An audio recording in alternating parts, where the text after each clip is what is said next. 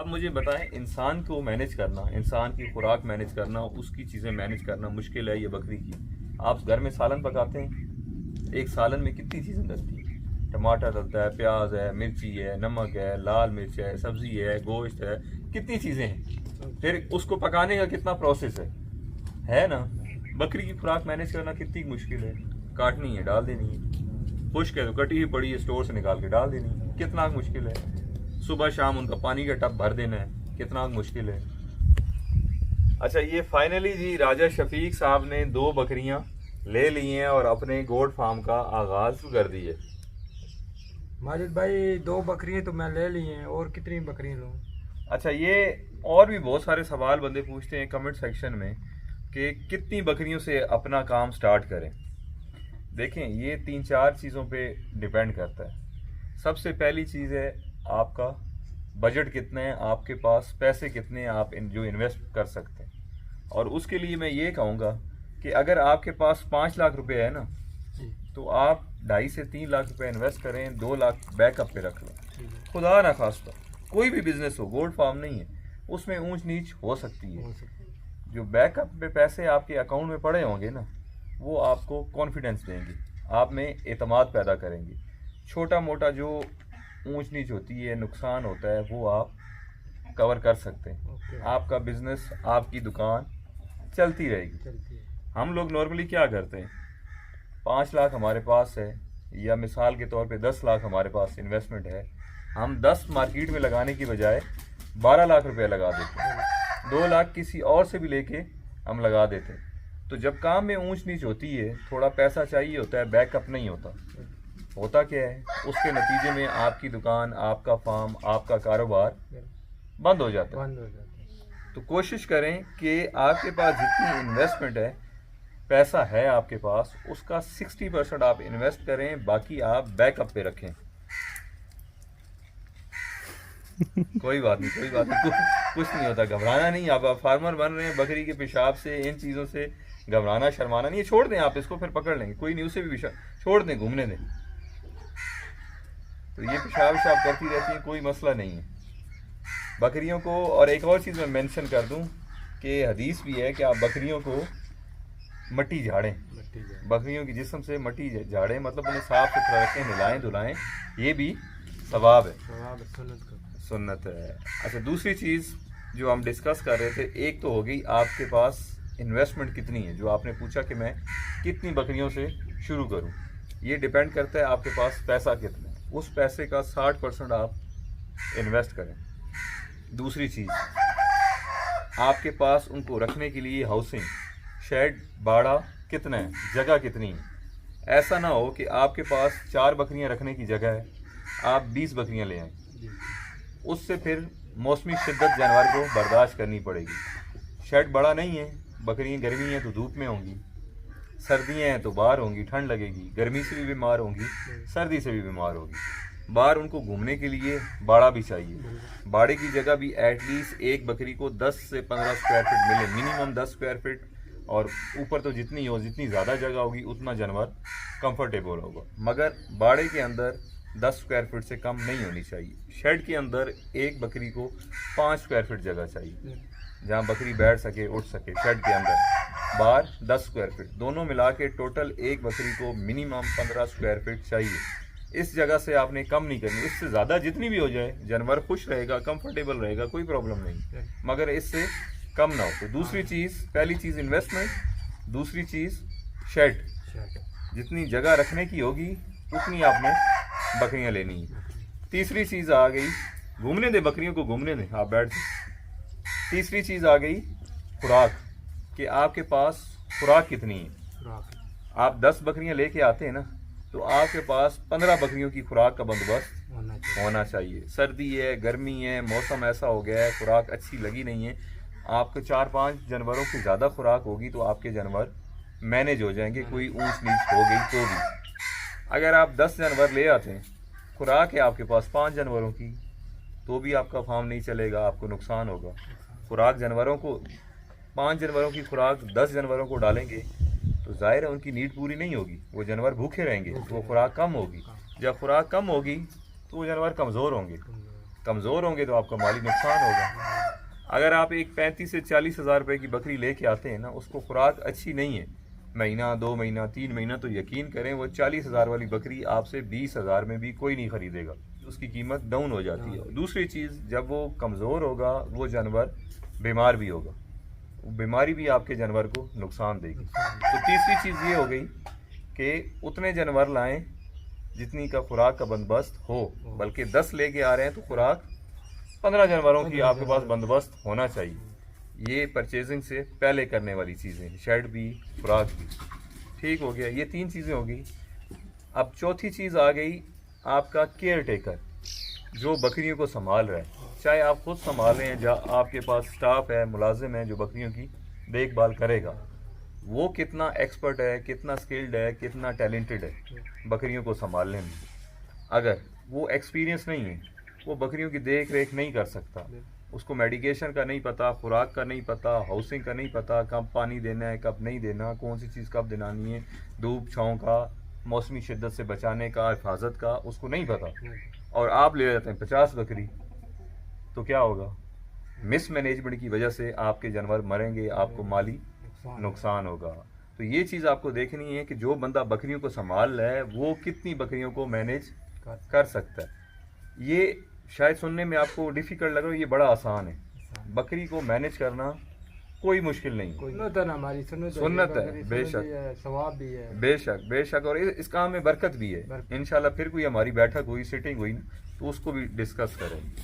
अच्छा, मैंने अक्सर लोगों को ये कहते हुए सुना है कि गोट फार्मिंग, बकरियों को मैनेज करना, इनको रखना, इनकी खुराक अरेंज करना इंतहाई मुश्किल है। यकीन करें, इससे आसान काम दुनिया में कोई नहीं। गोट फार्मिंग सुन्नत भी है, बरकत भी है और आसान भी है। आप मुझे बताएं, इंसान को मैनेज करना, इंसान की खुराक मैनेज करना, उसकी चीज़ें मैनेज करना मुश्किल है ये बकरी की। आप घर में सालन पकाते हैं, एक सालन में कितनी चीज़ें डलती हैं? टमाटर डलता है, प्याज है, मिर्ची है, नमक है, लाल मिर्च है, सब्ज़ी है, गोश्त है, कितनी चीज़ें हैं। फिर उसको पकाने का कितना प्रोसेस है ना। बकरी की खुराक मैनेज करना कितनी मुश्किल है। काटनी है, डाल देनी है, खुश्क है तो कटी हुई पड़ी है, स्टोर से निकाल के डाल देनी है, कितना मुश्किल है। सुबह शाम उनका पानी का टब भर देना है, कितना मुश्किल है। शेड है, कंस्ट्रक्शन आपने एक बार कर देनी है, कितनी मुश्किल है।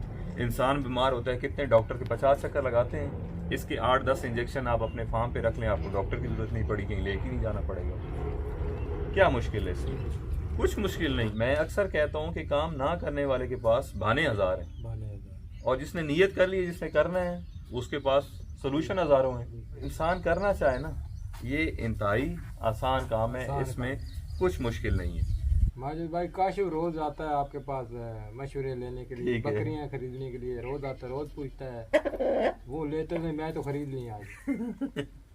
अच्छा, काशिफ को भी हम ये वीडियो रिकॉर्ड कर रहे हैं, काशिफ को दिखाएंगे कि रोज पूछने आ जाता है, बकरियां नहीं ली और आपने खरीद भी ली। चलें काशिफ से बात करते हैं, उसको जुर्माना जो है ना डालना पड़ेगा अभी। काशिफ एक पूछने रोज आ जाता है, बकरियां नहीं ली अभी तक। और दूसरी मैं आपको मेंशन कर रहा हूँ कि आपने 2 बकरियां तो ले ली, ठीक है। ये बकरियां 20 से 25 दिन की क्रॉस हैं, ठीक है, फर्स्ट टाइमर माशाल्लाह से बकरी हैं। इनके साथ ब्रीडर का होना लाजमी है। क्यों? 20 से 25 दिन की क्रॉस बकरी की कोई गारंटी नहीं होती ये दोबारा हीट पे आ सकती। अभी ये ठहरी भी रहे तो भी आपके पास बकरे का, ब्रीडर का होना ज़रूरी है, चाहे आपके पास 1 बकरी है या 100 बकरी है, ब्रीडर आपके पास लाजमी हो। वैसे 30 बकरियों के साथ 1 बकरा चाहिए होता है। आपके पास 5 है तो भी 1 बकरा चाहिए, 30 है तो भी चाहिए। 30 से आपका नंबर बढ़ता है तो आप साथ 1-1 ब्रीडर ऐड करते जाएंगे। हर 30 बकरी पे 1 बकरा होना ज़रूरी है। तो आपके फार्म पे बकरा लाजमी हो। बहुत सारे बंदे फ़ोन करते हैं, कॉल्स करते हैं कि माजिद भाई बकरी क्रॉस नहीं हो रही, 6 महीने हो गए, एक दफ़ा बच्चे दिए, अब साल हो गए बच्चा नहीं दिया। जब उनसे पूछते हैं कि भाई आपके पास बकरा है, कहते हैं बकरा तो नहीं है। जब बकरा नहीं है तो आपका फार्म कैसे बढ़ेगा, कैसे फले फूलेगा, बच्चे कैसे आएंगे? बकरी आपकी मशीन है, इसने बच्चा देना है जो आपका प्रोडक्ट है। आपकी मशीन समझे, उसका एक पार्ट नहीं है, ना मुकम्मल है, प्रोडक्शन नहीं होनी। आप करोड़ की मशीन ले लें, वो मशीन बनाई ही नहीं कुछ, किस काम की? बकरी है ना, आपने 50 बकरियां ले रही, ये बच्चे ही नहीं दे रही, किस काम की? नुकसान है ना। खुराक डाल रहे हैं, मैनेज कर रहे हैं, सारी चीज़ें कर रहे हैं, मगर बच्चे नहीं दे रही, प्रोडक्शन ही नहीं है, तो बकरा लाजमी लें। हम बकरियां ले लेते हैं मगर एक बकरा लेने में झिझकते हैं, अवॉइड करते हैं, चलो कोई नहीं यार बकरा किसी के पास बकरी ले जाएंगे, वहां से क्रॉस करा के ले आएंगे, मगर ऐसा नहीं होता। किस वजह से? नया फार्मर है या जो पुराना भी फार्मर है हर वक्त बकरियों के पास नहीं बैठता। कुछ बकरियां आवाज़ निकालती हैं, किसी को लेसदार मादा आ जाता है, काफ़ी सारे सिम्टम्स होते हैं, मगर अमूमन नया बंदा जो है वो ये सिम्टम नोटिस नहीं कर पाता टाइमली, या कर लेता है तो टाइमली बकरा अवेलेबल नहीं होता। बकरा बाहर चराई के लिए किसी का बकरा गया हुआ, आज टाइम नहीं है यार, किसी के पास बकरी लेके जानी है, जाहिर आपके घर आपके फार्म पे कोई दूसरा बंदा तो बकरा लेके नहीं आएगा। अगर आपके पास ज़्यादा बकरी है, कुछ जानने लेके भी आना है तो जाना पड़ेगा, आपको लेके आना पड़ेगा। इसमें थोड़ी ताख़ीर हो जाती है, 24-36 घंटे बाद बकरी नॉर्मल हो जाती है, हीट पे नहीं रहती। इस वजह से बकरियां साल 2-2 साल में बहुत सारे फार्मर हैं उनकी बकरी एक दफ़ा बच्चे देती है, बकरा ना होने की वजह से। बकरा हर वक्त बकरियों के बीच में घूमे। अब ये 20-25 दिन की बकरियां क्रॉस हैं, इनके साथ बकरा छोड़ देने कोई इशू नहीं है, बकरा इनके अंदर घूमता रहे, बकरा इनको टच भी नहीं करेगा। अगर ये बकरी ना ठहरी, दोबारा से हीट पे आई, तब बकरा इन्हें क्रॉस करेगा, अदरवाइज बकरा इनको टक्कर नहीं मारेगा। ब्रीडर की यही निशानी है। दोगले मिक्स ब्रीड के बकरे होंगे ना, वो हर वक्त बकरी पे चढ़ते रहेंगे, बकरे पे भी चढ़ जाएंगे, उन्हें कोई तमीज़ नहीं है, वो नुकसान देते हैं। जो ब्रीडर होगा ना, नस्ली बकरा होगा, ब्रीडर की क्वालिटी यही है कि 100 बकरी में बैठा रहेगा, किसी को नहीं छेड़ेगा। जो बकरी हीट पे होगी उसको भगाएगा, वो जब तक क्रॉस नहीं करेगा वो उस चैन से नहीं बैठेगा। वरना बकरी कोई हीट पे नहीं है, 6 महीने में बकरा अंदर ही बैठा हुआ है ना, वो किसी बकरी को नहीं छेड़ेगा। तो बकरा लाजमी साथ रखें, एटलीस्ट 1.5 से 2 महीने की जब आप बकरी को कंफर्म गबन कब समझा जाता है, प्रेग्नेंट कब कंफर्म समझा जाता है, जब वो एटलीस्ट 2 महीने की हो जाए, तो फिर उसको साफ चेक किया जा सकता है, पता चल जाता है। उससे पहले तो अल्ट्रासाउंड ही है। 2 महीने से ऊपर होगी तो फिजिकली भी नीचे से हाथ लगा के थनों के पास से पेट पे पता चल जाता है बच्चा है इसके है, हवाने से पता चल जाता है, काफ़ी सारे सिम्टम्स है। एनी हो, बकरा आप लाजमी साथ रखें। ठीक हो गया? तो अब इनकी आपने अच्छे से देखभाल करनी है, मेडिकेशन भी आपको पता है, आपने वीडियो देखी है हमारी, वो भी चीज़ें देखें, खुराक है, बाकी माशाल्लाह इनकी देखभाल करें, खुद ही आप इनकी टेक केयर करेंगे, खुद ही संभालेंगे। चलें, अल्लाह ताला आपको कामयाब करे। और काशिफ से अभी जुर्माना ज़रूर लेना है, ठीक है? मशवरे ले रहा है, अभी तक मशवरे ले रहे हैं, बकरी नहीं ली, मशवरे ले रहा है। आता है मुझे माजिद भाई मशवरा दे। हमने आप उसके साथ आते थे, आपने ले ली और वो अभी तक मशवरे ले रहे। कोई नहीं, अल्लाह खैर करेगा, सेटिस्फाई मुतमिन हो जाए तो ठीक है। ये चीज़ें भी अच्छी होती हैं, सीखनी चाहिए, और लंबी चौड़ी कोई नहीं है। अगर आप नियत कर लेना, कोई 8 से 10 दिन या 15 दिन लगा लेना, तो वो चीज़ें सीख जाता है। एक दफ़ा सीखेगा, फिर वही वीडियो या जो आपको कोई बंदा इन्फॉर्मेशन दे रहा है, आप किसी के पास जा रहे हैं या किसी के फार्म को विजिट कर रहे हैं, उन चीज़ों को रिपीट करें।